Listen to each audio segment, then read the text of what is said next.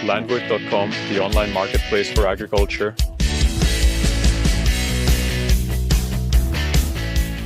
The Landwirt.com film crew is out and about in Styria today, and we're visiting Kristof in Gleisdorf. Hello, Kristof. Hello, nice to meet you.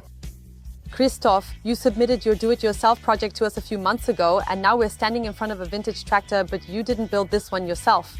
So what is your project instead? It's not the whole tractor, but an electro-hydraulic top link that my brother-in-law and I built together. And that's because a vintage tractor typically doesn't have a hydraulic system. And we've often had equipment like a pallet fork or our tipping trailer where we needed to adjust the tilt. And then we started looking for what solutions were available. And you can retrofit a hydraulic system, but it's very expensive. That was just too expensive for us. And then we thought there must be a solution that can be retrofitted and works very simply with the electric battery that the classic car already has installed anyway. Kristof, you're not a traditional farmer, so why do you even have this vintage tractor? Yes, that's right. I grew up on a farm, and when I was very young, at 12 years old, I was given an 18 horsepower Steiner back then. I restored it and got it back for my 30th birthday. Now I only drive a tractor as a hobby, but that's how I got connected to farming. We have a small piece of land, which means mowing a meadow and a forest with a small forestry operation. And of course, we use a lot of equipment, so it's definitely an advantage to have an adjustable top link. And traditionally, a vintage tractor doesn't have a controllable hydraulic system that would make it possible to operate a top link. My brother-in-law is a metal and mechanical engineering technician. He strongly supported the project. We looked for different components on the market, which we then combined and processed together.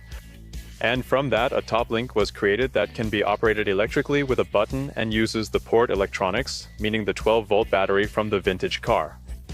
The top link can be extended up to 70 centimeters and can withstand a load of up to 12 tons. So it's very robust and well-sized for what you can lift with a vintage tractor. Were there any teething problems? Yes, there were a few. When you use the top link, at first we had to find the right position for the whole hydraulic pump. And there was also small damage during the first use. Exactly. We then moved the whole engine and hydraulic area further away from the tractor so that, for example, when you have a pallet fork or a bucket mounted, you can use the full lifting range and there is enough clearance in the end. All right. Now, last but not least, of course, the interesting information. How much did that cost you? The project cost us about doing it ourselves. It cost us 400 euros and was a very cost-effective solution for us compared to retrofitting a complete controllable hydraulic system. Now, there are many farmers who have a vintage tractor on their farm, and for them, a project like this would certainly be interesting as well.